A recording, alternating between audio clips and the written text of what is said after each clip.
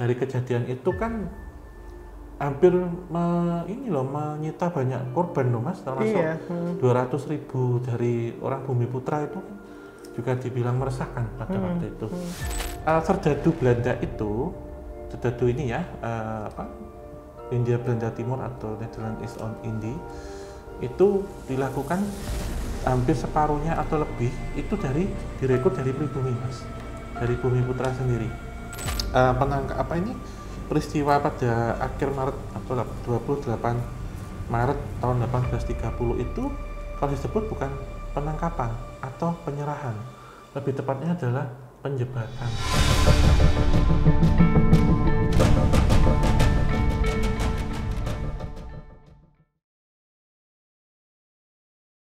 Assalamualaikum warahmatullahi wabarakatuh. Balik lagi di Opsan, obrolan santai.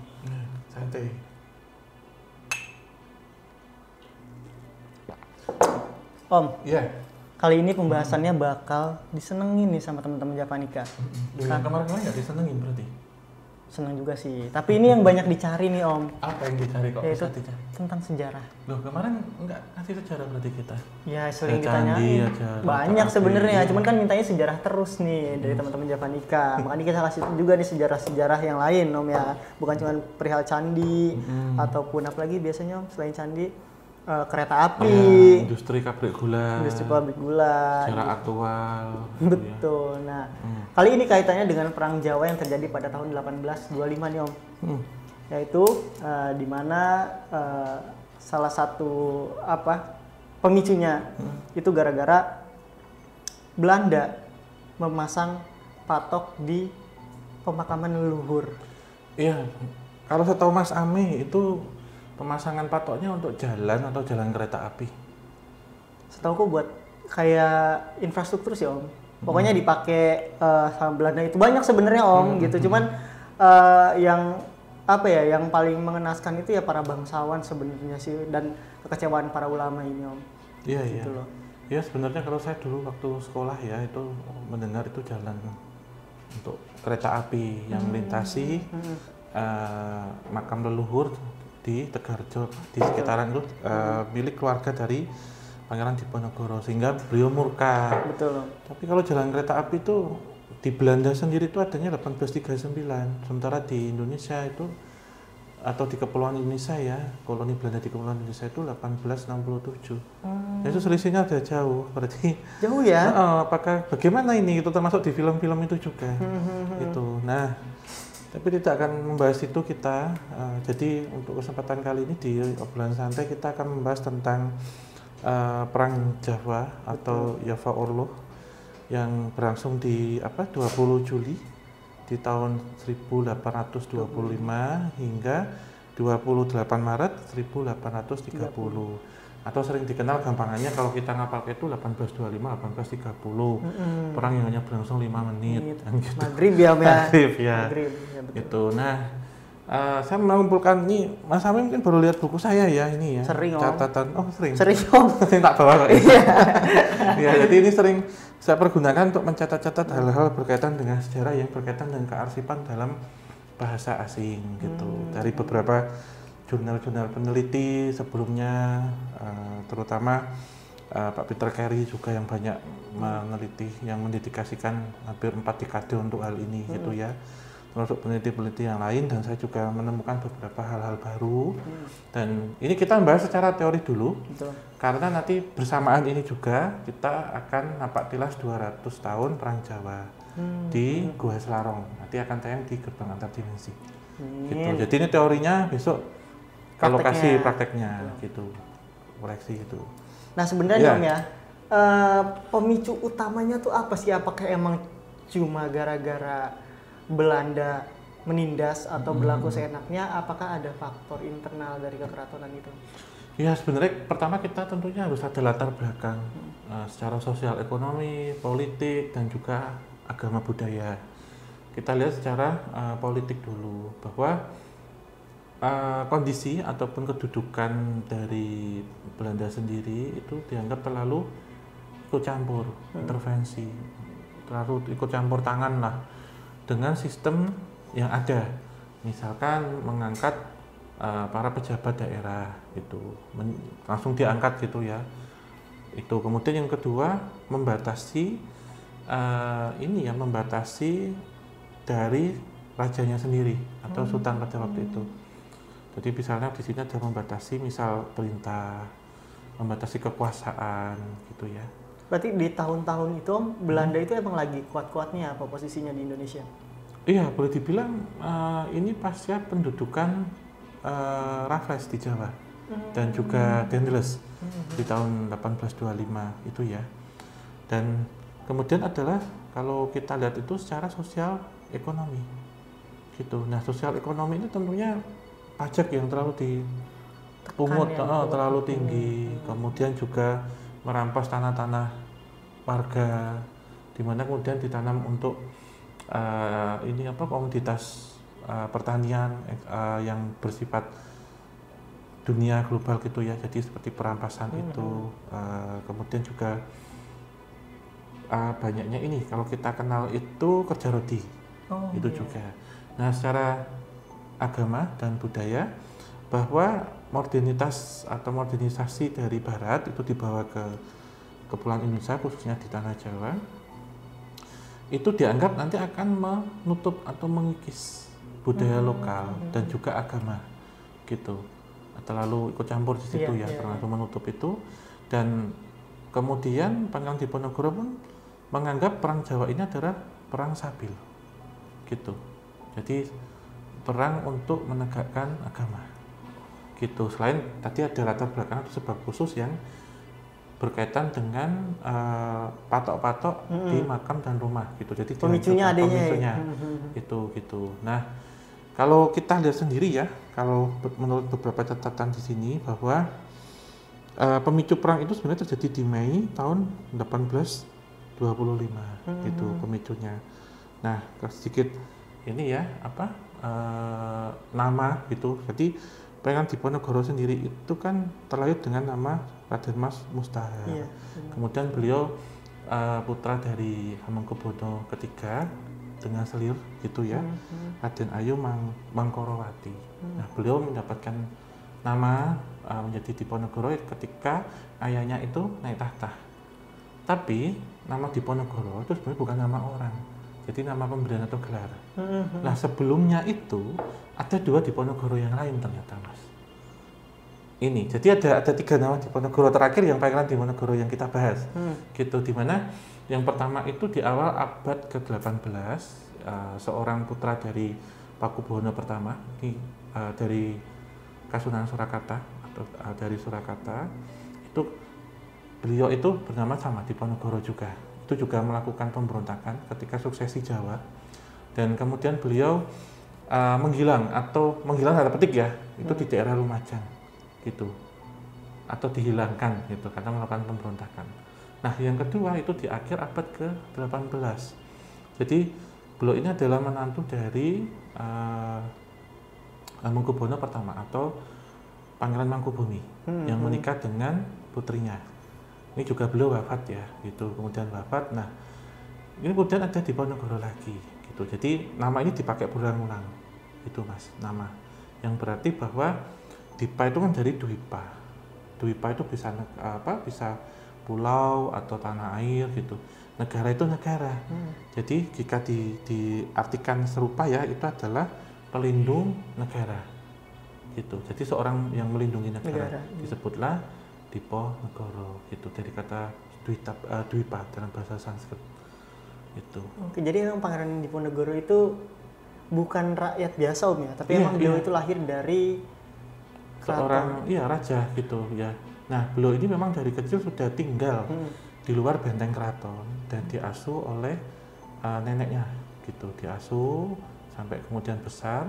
Dan alih-alih ya beliau itu menikmati segala kemewahan dan tinggal di dalam benteng, beliau lebih suka memilih untuk tinggal di luar, jadi lebih membaur ya, jadi lebih merakyat itu gitu Mas Sami.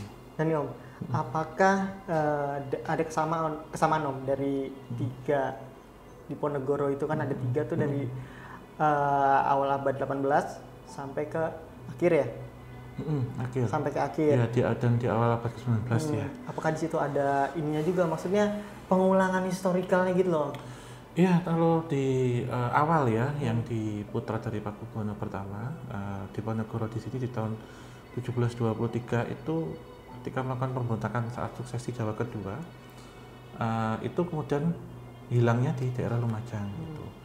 Nah ini ada aksi pemberontakan gitu ya. Yang kedua adalah menantu dari, saya ulang lagi ya, dari Mangkubumi yang pertama itu di 1787, dan ini kita sebut pas perang Jawa 1825-1830. Kalau secara individu tiga-tiganya tentu tidak, tapi secara garis keturunan pasti ada, Mas. Nama di kerajaan, terutama di Mataram itu kan bisa dipakai berulang kali. Nama-nama itu gitu.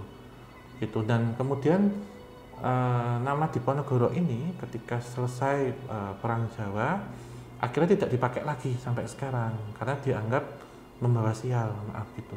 Karena setelah dipakai-pakai ini kok hokinya nggak bagus lah katanya orang Cina gitu. Kalau nggak pemberontakan, peperangan gitu ya? Iya, peperangan, sehingga kemudian tidak ada lagi. Jadi itu kayak nama gelar, Mas, pemberian gitu.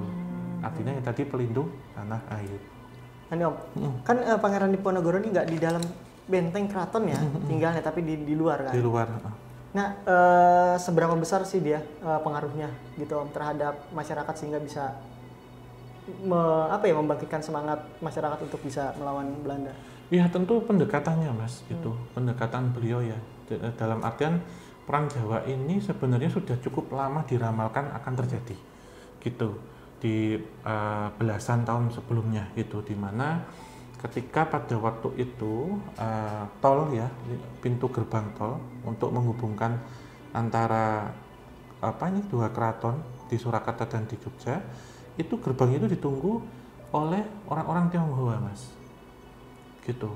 Nah ketika ditunggu itu mereka ternyata juga melakukan pungli atau pemungutan, gitu. Selain itu juga cara menggeledah beberapa warga yang lewat itu, terutama yang perempuan. Jadi ada sedikit seperti sexual harassment.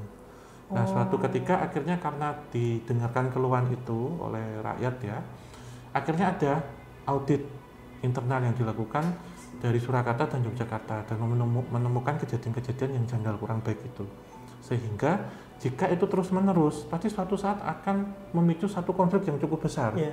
Sehingga pada mendekati tahun 1825 itu seperti pajak, kemudian ikut campur, intervensi, kemudian membawa budaya barat ke sini ya, itu akhirnya benar itu berkecamuk.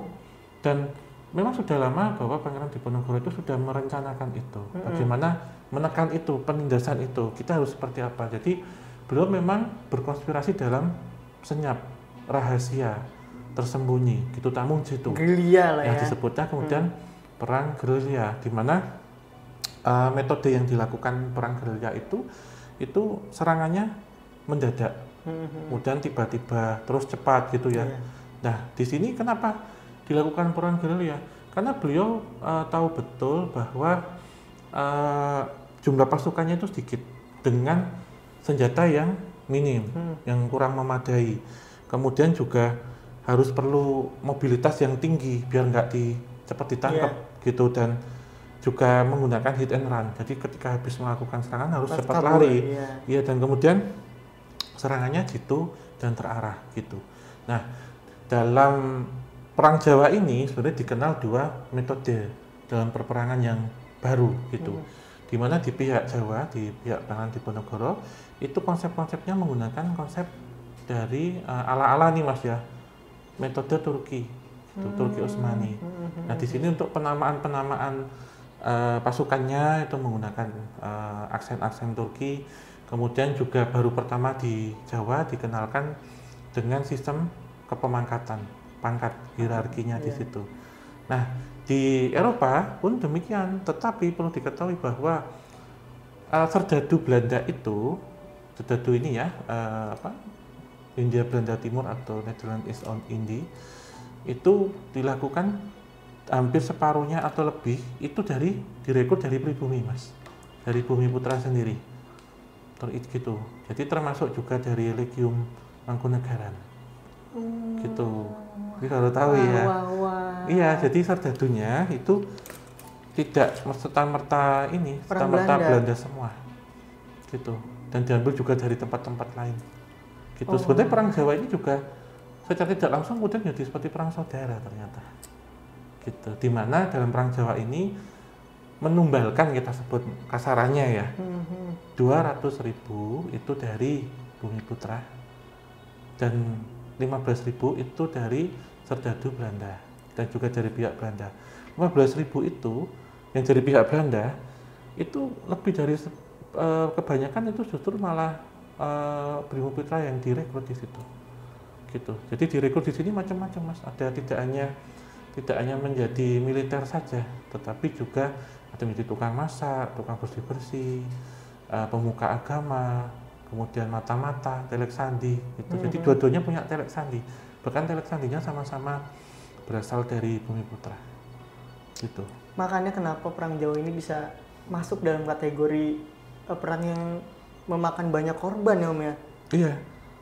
Iya, bukan orang Belanda asli. Dan uniknya ya, yang ada di pihak Pangeran Diponegoro itu semuanya menggunakan pakaian serba putih, bersorban dan pelontos.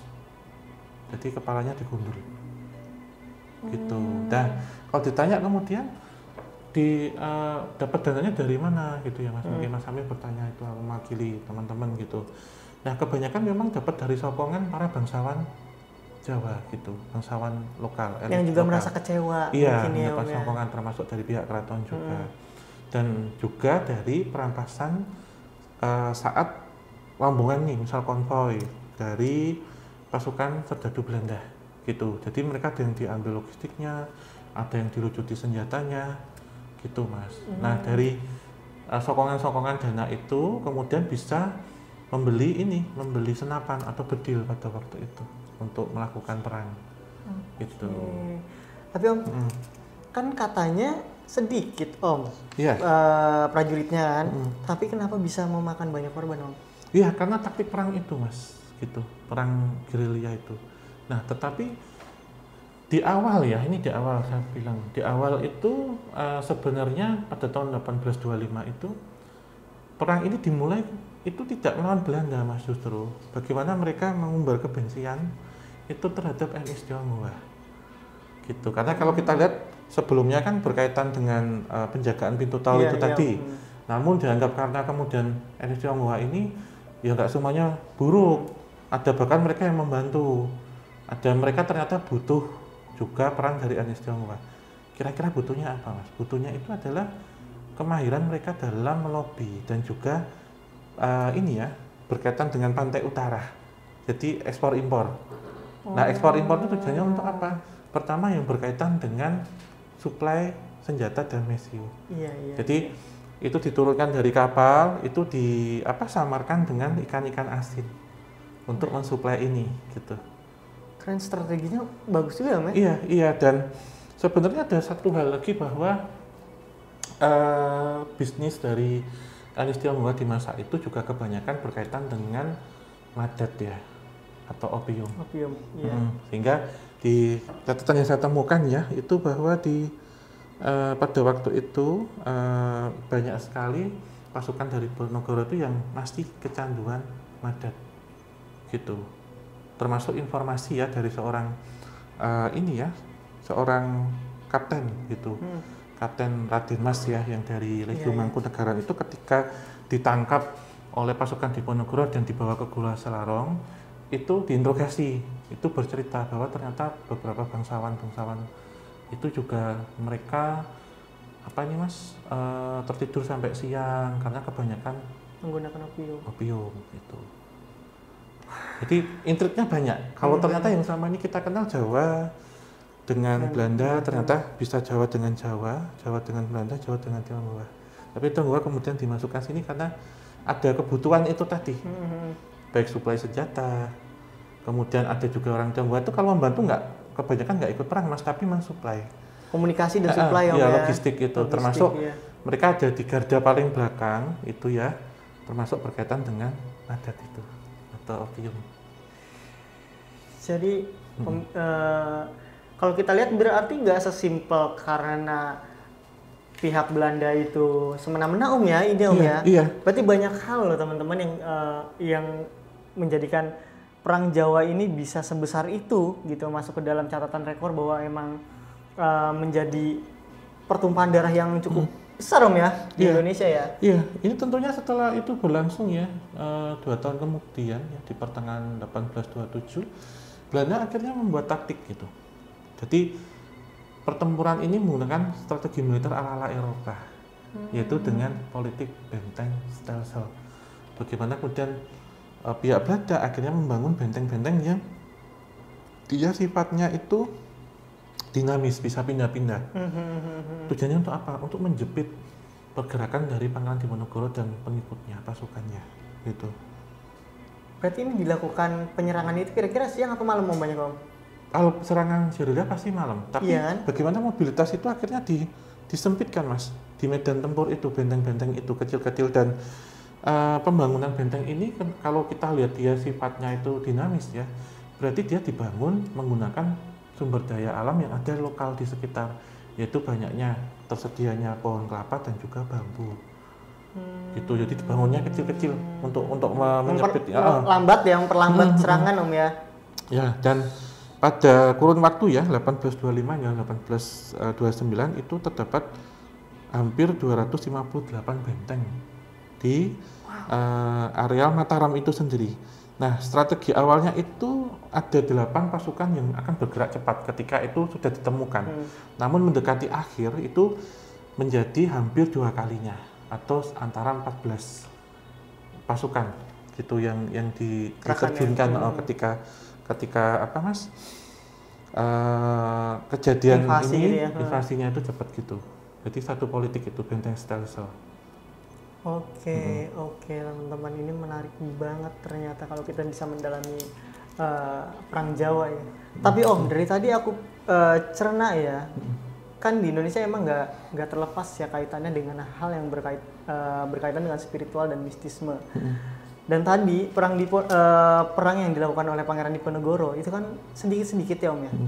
Dan nggak mungkin tanpa rencana ataupun tanpa usulan dari para kesepuhan. Yeah. Apalagi memang kaitannya kan Pangeran Diponegoro itu spiritual ya Om ya, kaitannya kuat gitu dengan hal-hal spiritual. Nah itu kira-kira Om, si para apa ya sebutannya ya, murid-muridnya Pangeran Diponegoro maupun yang mereka yang membantu, itu ada nggak sih yang berkaitan dengan hal-hal mistis atau strateginya, ataukah emang ada wangsit yang turun ke Pangeran Diponegoro itu sendiri? Iya, tentunya hal itu pasti ada Mas, karena beliau ini sosok spiritualis ya, dan juga kejawen, Islam kejawen yang sangat kuat. Salah satu keinginan beliau kan membentuk negara Islam pada waktu itu, salah satu sisinya. Yang kedua bahwa budaya itu nggak boleh luntur. Jadi ketika budaya Barat masuk itu, beliau sangat murka gitu. Nah, inspirasi ini tentunya diperoleh juga sewaktu beliau ada di Gua Selarong. Jadi di situ ada Gua Kakung untuk Pangeran Diponegoro dan Gua Putri itu untuk istrinya Raden Ayu Retno Ningsih. Gitu. Nah, beliau ini saling memberikan masukan ini bagaimana. Kemudian tentu beliau juga berguru dengan para alim ulama dan kiai, termasuk bagaimana melatih kekanuraganan gitu.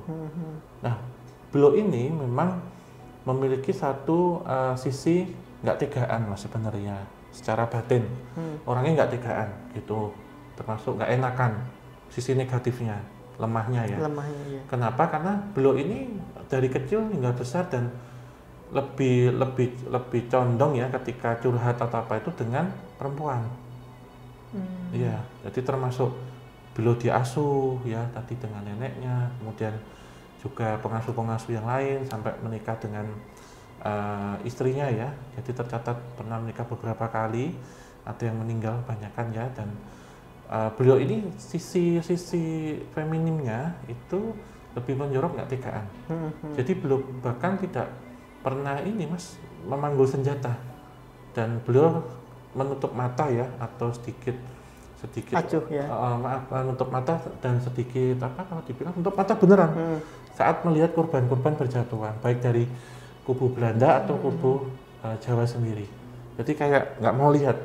Dan berambangi itu apa sih kalau di Indonesia kayak nangis seduh gitu loh. Iya, Maksudnya iya. maksudnya Tersengal-sengal gitu ya, Om, merah, ya. nangis, tidak keluar suara tapi keluar air mata gitu.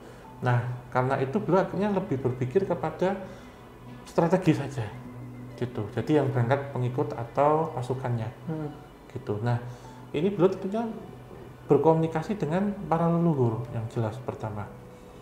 Dan juga beliau membawa beberapa pusaka-pusaka. Salah satunya adalah yang kemarin baru dikembalikan, itu adalah Kanjeng Kiai ini ya, atau Kiai ini sih siapa, Nago Siluman kerisnya. Dan juga ada beberapa entitas-entitas asal yang mendampingi. Salah satunya beberapa yang menyerupai harimau yang banyak itu. Jadi nggak kosongan ya, Om ya? Pastinya nggak kosongan, dan beliau selalu menggunakan waktunya, terutama malam sepertiga malam itu untuk bertafakur, gitu, untuk membuka gerbang komunikasi. Ini harus seperti apa, selain memang mendapatkan dukungan moral ya, support ya dari istrinya pada waktu itu. Selalu bertanya ini seperti apa, gitu. Dan saya juga melihat banyak sekali beberapa entitas-entitas itu energinya perempuan, Mas, tapi lebih ke perang ya, gitu. Oh, bukan yang ngomong gitu ya, Om ya? Iya, yang lebih berkata, beliau ada pasukan yang terlihat dan ada pasukan yang tak terlihat, gitu. Keren banget berarti, bener-bener bukan orang biasa ya Pangeran Diponegoro ini. Jadi kalau dari cerita itu kayak emang beliau nih mau nggak mau harus menjadi pion, Om, untuk perang ya. Dia itu dari nama kayak emang udah tracknya gitu loh, Om. Iya, secara garis lurusnya ya langsung. Betul banget. Tapi Om, menurut Jayabaya, Ramalan Jayabaya nih ya, katanya Pangeran Diponegoro itu menyatakan dirinya itu Ratu Adil. Apakah betul? Kalau ini saya tidak bisa menjawab itu, tetapi memang beliau sosok yang patriot ya, gitu. Yang sebenarnya perang Jawa itu pada dasarnya itu adalah akhir dari tim mangsa, sebuah protes atau sebuah pemberontakan atas penindasan. Nah, penindasan ini yang bisa dilakukan oleh kolonial Belanda sendiri dan juga elit pribumi atau Bumiputra, gitu. Jadi titik teratas terakhir. Kenapa? Karena setelah tahun 1830, saat kemudian ada istilah penangkapan Diponegoro itu, dan beliau akhirnya diasingkan ke Celebes ya, diasingkan di Manado, kemudian diasingkan di Ujung Pandang atau Makassar sampai dengan 1855 beliau wafat. Itu awal mula dari titik mangsanya benar-benar era penjajahan. Karena sejak 1830 itu akhirnya sistem tanam paksa. Gitu. Bagaimana akhirnya kaum Bumiputra itu diperas habis-habisan. Gitu. Benar-benar bagaimana kolonial ya, pemerintah kolonial mendatangkan banyak investor untuk masuk. Terjadilah apa yang disebut dengan tanam paksa yang dicetuskan oleh Van den Bosch gitu ya. Dan pemodal-pemodal ini akhirnya mengawali yang disebut dengan revolusi industri, banyaknya pabrik gula, hingga revolusi transportasi atau kereta api, gitu, Mas.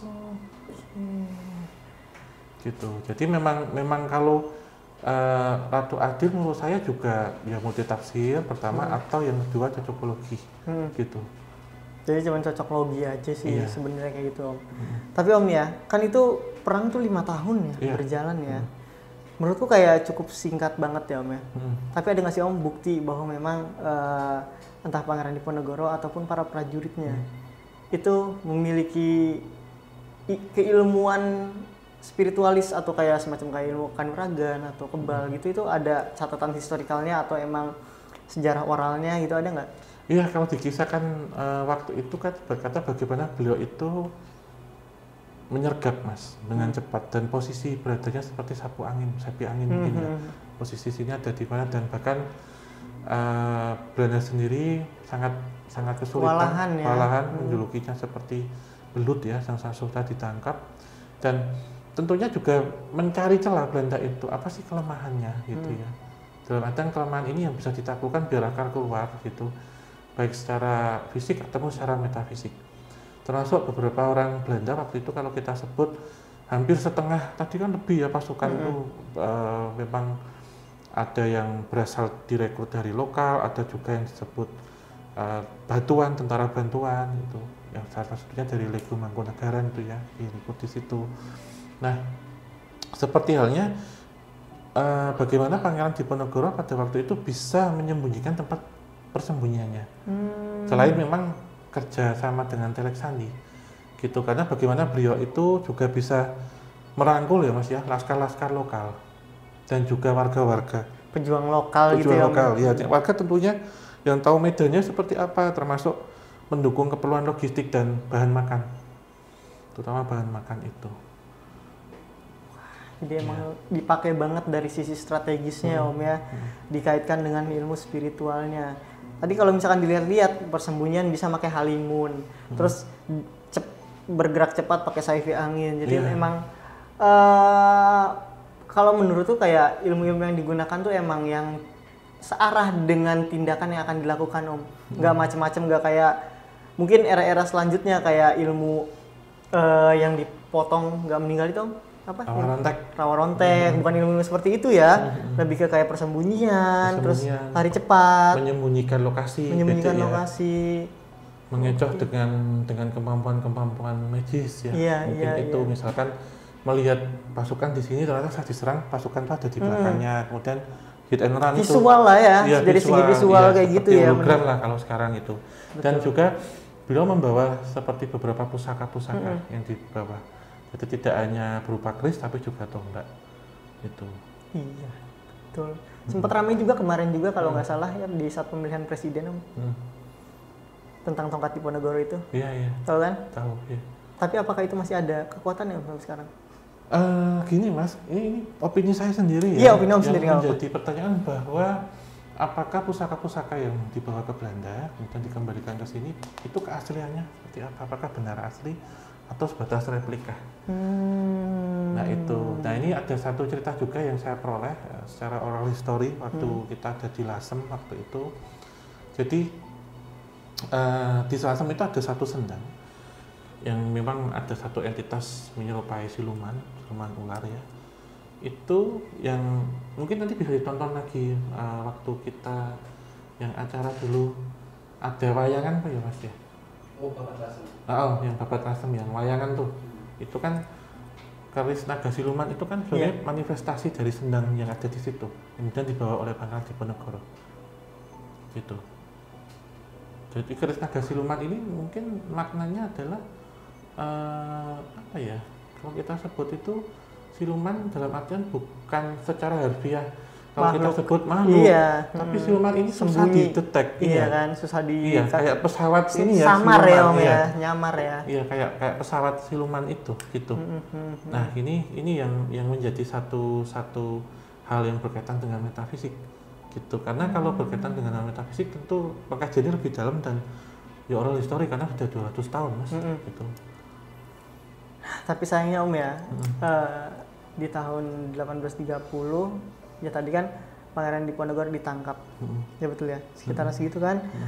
Apakah Om tidak ada dukungan gitu dari pihak Keraton Yogyakarta? Iya, ini sebenarnya kalau kita lihat ya, ada intrik yang dilakukan oleh Keraton Jogja juga, gitu. Dimana terdengar kabar bahwa kalau Diponegoro sampai nggak ketangkep, Keraton itu mau dibunyi-hanguskan oleh Belanda, mau diratakan gitu, karena kemarahannya Belanda. Uangnya habis, uang negara pada waktu itu benar-benar habis, menyita kas negara yang cukup gede banget, gitu. Nah saat itu kemudian Jenderal de Kock ya, ini salah satu musuh bebuyutan nih Mas. Iya. Jadi ternyata saya menemukan satu hal yang unik juga berkaitan peran Jawa ini dengan kondisi candi-candi di sekitar Prambanan.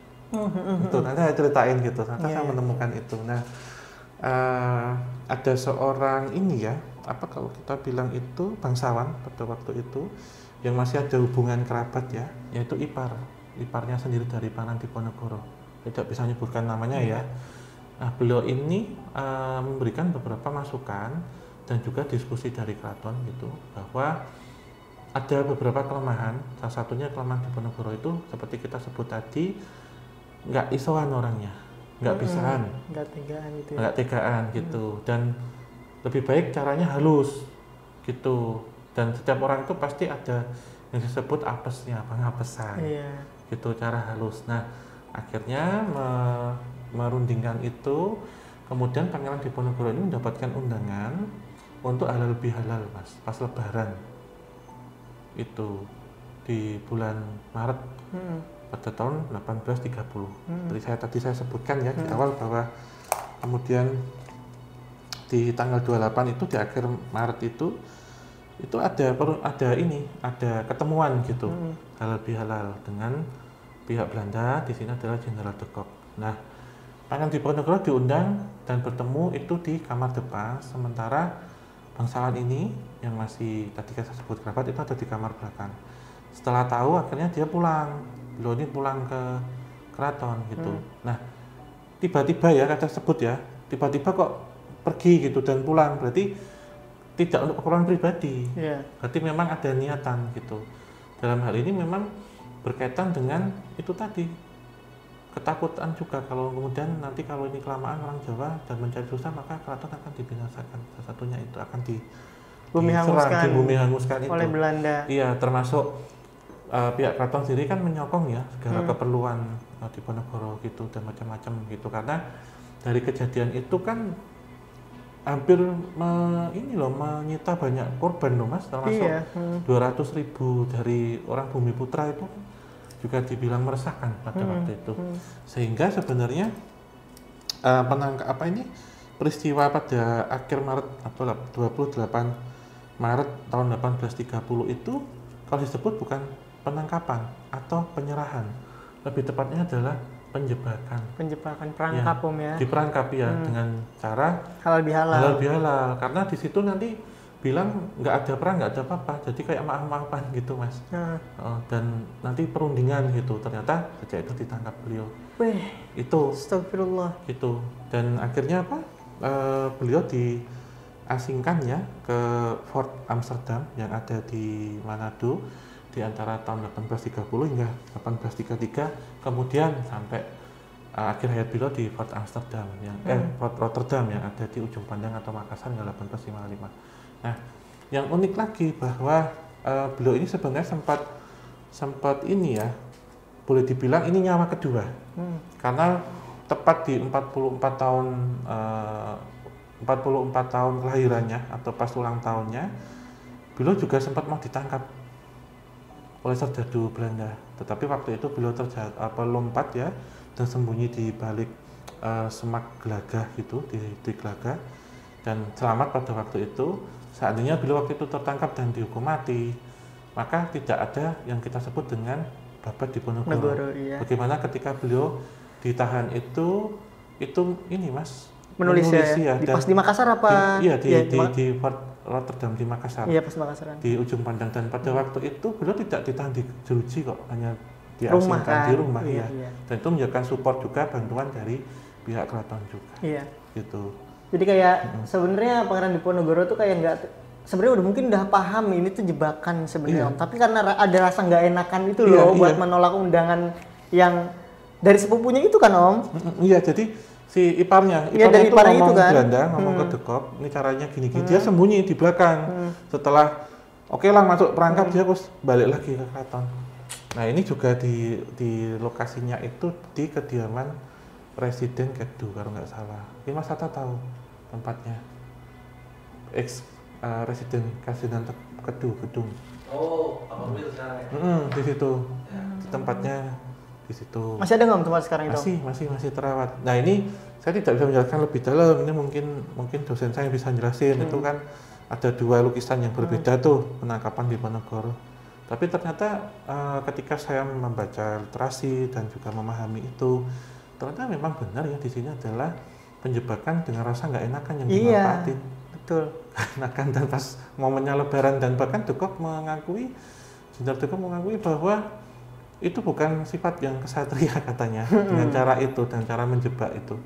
Gitu. Iya, sangat ini banget, cemen banget ya Om Iya, ya. iya. Tapi ya kita kembalikan lagi prinsip orang Jawa yang kadang nggak enakan itu masuk perangkap. Iya kan Pangeran Gitu. Diponegoro kan sangat Islami. Ada undangan halal bihalal Iya. dari saudara sendiri gitu kan. Masa Iya, iya nggak iya. dateng?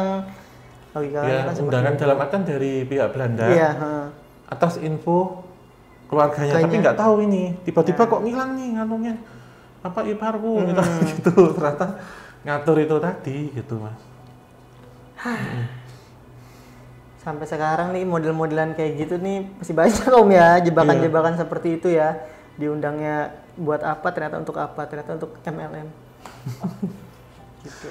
Iya, dan ini sedikit cerita ya berkaitan dengan Jenderal de Kock sendiri ya. Bahwa 2 tahun ya Mas ya, 2 tahun setelah Perang Jawa berkecamuk ya. Antara Jogja dan Klaten ya menuju Solo, waktu itu ada rombongan dari pihak Belanda, Serdadu Belanda yang membawa banyak logistik. Baik di situ berkaitan dengan perlengkapan perang, ada juga beras, sembako lah ya. Dan itu ditarik oleh ratusan kuda, bahkan sampai 600 kuda.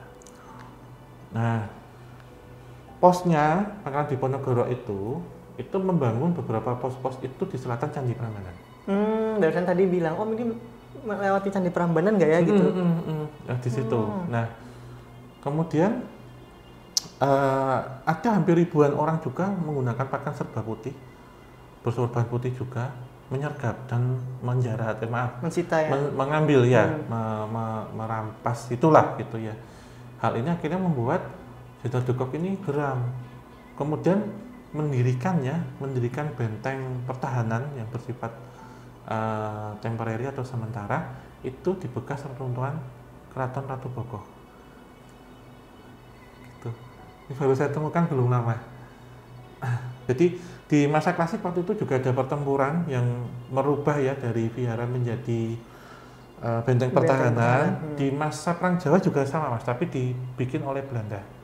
Gitu. Jadi tujuannya itu biar nggak terjadi untuk ngawasi pergerakan pasukannya Diponegoro gitu. Kan Ratu Candi Boko kan di atas itu ya Om ya, cocok untuk memantau itu kan. Ternyata di situ juga ada kaitannya dengan sejarah Pangeran Diponegoro. Iya, masa Empu Kumbayoni itu. Jadi membuat itu ya untuk pertahanan ini ya. Jadi pada beberapa tahun kemudian ya, pada tahun 1834 waktu tahun seorang istri dari Gubernur Jenderal Hindia Belanda J.C. Baut ya pada waktu itu. Jadi Baut ini meneruskan sistem tanam paksa yang dibikin oleh Van de Bos gitu ya. Nah, istrinya ini kan jalan-jalan nih Mas, jalan-jalan ke Candi Sewu pada waktu itu. Dan di sana beliau juga bertemu dengan bangsawan dari Surakarta yang meminjamkan kudanya untuk muter-muter. Nah, setelah di situ ternyata mendapatkan gambaran atau informasi bahwa kerusakan candi-candi yang ada di sekitar situ, memang candinya memang sudah rusak ditinggalkan ya, semakin rusak. Kenapa? Karena batu-batunya dipakai untuk pembangunan benteng itu tadi waktu Perang Jawa, dipindahin. Dan juga waktu itu banyak sekali orang yang menjara untuk keperluan koleksi. Souvenir itu. Iya, jadi dipakai itu. Perang Jawa ini juga memberikan imbas secara tidak langsung dengan rusaknya situs-situs yang ada di sekitar Prambanan. Nah, mungkin teman-teman kalau misalkan nonton GAD tentang Candi Prambanan, Om Ho juga sempat banyak mention tentang penjarahan dan lain-lain. Nah, pada era ini juga terjadi gitu ya Om ya? Iya. Ini menurut catatan Susana Baut van Brand gitu. Jadi istri dari Jan de Baut jadi berikutnya. Oh iya, Jan de Baut. Itu. Jadi memberikan catatan-catatan dan mendapatkan informasi itu ternyata menemukan hal unik nih, kalau kita sebut fakta unik bahwa komplek itu ternyata dulu juga menjadi base camp ya untuk Perang Jawa Mas. Jadi pernah dipakai untuk benteng ini ya, bahwa Abayagiri Vihara atau Bukit Ratu Boko itu waktu Empu Kumbayoni dipakai untuk benteng, oleh Jenderal de Kock juga dipakai untuk benteng. gitu. Jadi ternyata kita mengkajinya itu luas ya, dalam artian masa kuliner menurut saya lebih menarik ya. Candi-candi itu dulu fungsinya untuk apa, penyebab kerusakannya apa, keterlibatannya apa gitu. Ternyata selain dipakai untuk keperluan infrastruktur, pabrik gula atau jalan kereta api dan lain-lain, keperluan masyarakat dijarah, ternyata juga menyokong untuk perang Jawa, untuk bikin benteng pada waktu itu. Iya juga, soalnya batanya udah jadi sih Om ya. Iya, tinggal ditata aja. Iya. Angkut, tata, lem, lepo gitu kan selesai jadi. Ternyata seperti itu gitu. Kocak. Jadi yang pembahasan mengenai perang Jawa terus Pangeran Diponegoro juga ternyata banyak kaitannya dengan tempat-tempat lainnya Om ya, kayak tadi candi gitu, terus juga tentang hal mistisnya juga gitu. Nah, kita lihat ke masa sekarang nih Om. Ada nggak sih relevansi semangat atau strategi Pangeran Diponegoro di zaman dulu tuh terjadi juga di era ini gitu? Iya, tentunya kalau kita sebut ya, ini sebenarnya masuk dalam perang saudara sebenarnya. Memang ada di dua kubu yang berbeda gitu. Ini yang pertama, yang kedua dari perang Jawa ini menjadi titik akhir ya dari satu penentangan dan pemberontakan. Itu akan terbaca sebenarnya di masa-masa sekarang bahwa kebijakan-kebijakan pemerintah itu yang sama seperti pada masa pemerintahan kolonial Belanda itu akan memicu konflik serupa Mas sebenarnya.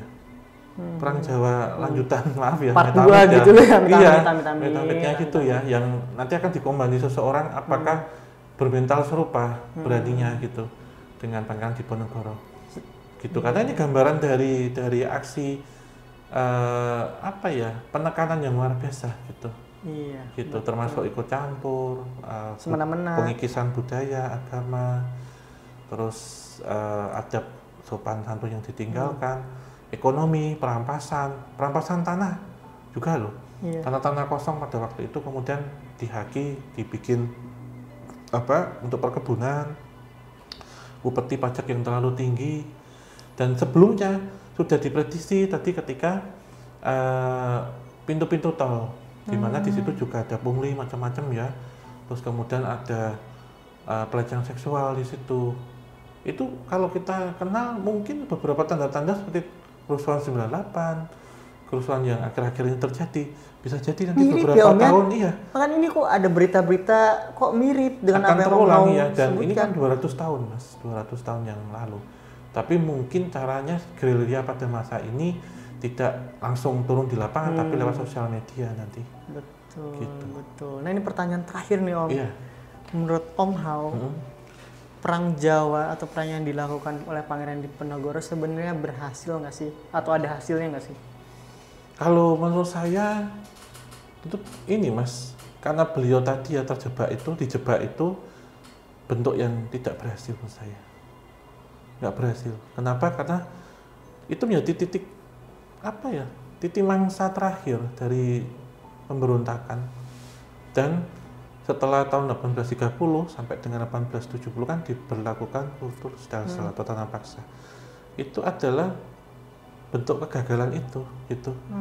Bentuk kegagalan yang akhirnya lebih mensensarakan rakyat, gitu. Nah, kenapa itu bisa terjadi ya? Karena ketidaksolidan dari Bumiputra sendiri. Oh iya benar. Ada yang tadi mengatur siasat di baliknya, ada yang merasa mengamankan dirinya sendiri dan jabatannya sendiri. Belum lagi musuh dalam selimut. Belum dalam selimut ya begitu. Jadi ini membuktikan bahwa Indonesia ataupun ini sebenarnya bisa merdeka asal semuanya bisa menjadi satu, tapi karena The British Emperor ingin punya kekuasaan diri sendiri, ingin mengamankan dirinya sendiri, yaitu ya akan melangsungkan cukup lama. Terbukti Pangeran Diponegoro tidak menyerah dan juga ditangkap, tetapi dijebak. Itu bukti nyata banget ya Om ya. Berarti kan tahu benar secara culture-nya orang Jawa kayak apa gitu ya, keenakan, yang memikir semua baik-baik aja. Karena ketika Pangeran Diponegoro ingin bertemu dengan Jenderal de Kock itu nggak berpikiran negatif loh Mas, positive thinking mau lebaran kan gitu. Iya, mau halal bihalal kok ya. Iya. Ternyata ditipu dan dijebak. Iya. Oke, nah Om Itu ada sih. pesan-pesan nggak Om buat teman-teman entah pribadi Pangeran Diponegoro atau terjadinya perang Jawa ini Om? Ya tentu kita menelaah lebih jauh ya dan merefleksikan kejadian ini 200 tahun yang lalu tentang bagaimana sebenarnya suara dari rakyat gitu ya. ketika menyampaikan itu, bergejolak tentang itu, berkata disebutnya itu memberontak, bahwa kekuasaan yang semena-mena mencekik mencekik rakyat itu tentunya akan menimbulkan satu gelombang yang luar biasa gitu. Tetapi kembali lagi ketika semuanya bisa diredam atau bisa diatur skenarionya oleh petinggi, ya sudah, hal itu tidak bisa tersampaikan. Betul. Dan akan melakukan atau masuk ke dalam era penindasan yang berikutnya. Mengerikan ya teman-teman. Mudah-mudahan kita tidak akan sampai bertemu di era itu ya Om ya. Iya. Ini 200 tahun yang lalu loh. Jangan sampai terulang lagi. Kan itu sudah terbaca. Ini juga sebenarnya bisa kita baca. Polanya. Iya, betul. Polanya ketemu gitu. Tidak. Nah, kalau zaman dulu kan melawan penjajah. Dan sebenarnya ada intrik sendiri juga. Sekarang mungkin pure juga melawan bangsa sendiri nih. Dan itu sebenarnya yang lebih sulit ya Om ya. Iya. Dulu juga sudah sama gitu, tapi ada bangsa asing, tapi sekarang murni bangsa sendiri. Astagfirullah. Masih satu suku kadang kan gitu. Iya. Gitu. Sulit. Mungkin cukup? Cukup. Iya. Iya, ucapkan terima kasih, semoga bermanfaat ya. Kita membicarakan tentang dan mengkilas balik tentang sejarah dari Perang Jawa 200 tahun yang lalu, semoga mendapatkan manfaat dan kita bisa belajar bersama dari itu agar kedepannya peristiwa ini tidak terjadi lagi. Amin. Terima kasih untuk semuanya, Sobat Jalan 3 yang menyaksikan dari awal hingga akhir, dan nanti setelah ini akan tayang juga di Gerbang Antar Dimensi. Kita akan berkunjung ke Gua Selarong, jadi jangan lupa nonton, ini satu kesatuan. Dan tetap dukung tim KTJ juga Opsan dengan cara like, subscribe, dan nyalakan lonceng, serta share sebanyak mungkin. Dan kita tutup pakai kata wassalamualaikum warahmatullahi wabarakatuh. Mugi tansah pinaringan rahayu saha dumadi.